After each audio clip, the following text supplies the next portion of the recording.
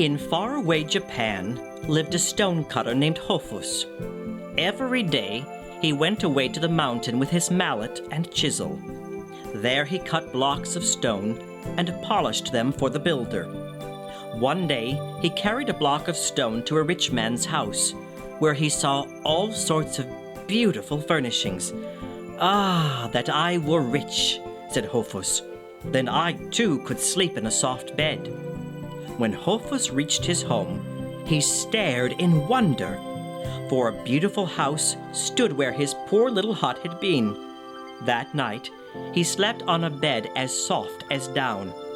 "I will work no more," said Hofus to himself. So for a time, he lived happily in the great house, with gold furnishings all about him, eating rich food, and wearing fine clothing. "How fine is this life," said Hofus. "How much better than my old one." But in a little while, he wearied of all the riches. The days seemed long and dull. Then one day, as he looked out of his window, he saw a carriage go by, drawn by snow-white horses. In it sat a prince, with a golden umbrella held over his head by a servant. "Oh, I wish I were a prince," he said. "I want to ride in a carriage with a golden umbrella over my head. Then I should be truly happy." Immediately, he was a prince. He rode in his carriage through the streets with a golden umbrella held over his head. "Now I am happy," said Hofus to himself, and so he was for a time. But one hot summer day, he went into his garden to look at his chrysanthemums. "Why do these flowers droop their heads?" he asked. His servants bowed before him. "It is the sun, O Prince," they said. "We have watered the garden, just as you told us to do, but the heat of the sun is too great." "Is the sun greater than I am?" cried Hofus. "I wish I were the sun." Immediately he became the sun. He burned the rich fields and withered the flowers with his fierce heat. "Now at last I am great," he said to himself proudly. "No one is so mighty as I. Therefore I will now be happy." But one day a thick black cloud covered his face. He could not pierce it with his strongest rays.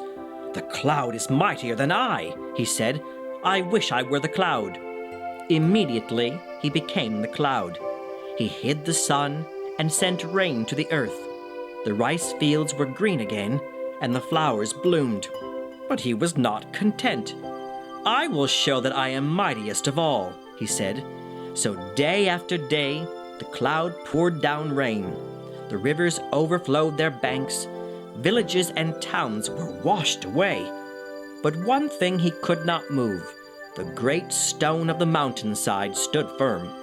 He was very angry. "Is the stone of the mountainside stronger than I am?" he cried. "I wish I were that stone." Immediately he became the stone. "Now at last I am happy," he said. "I am greater than sun and cloud. I cannot be burned. I cannot be washed away."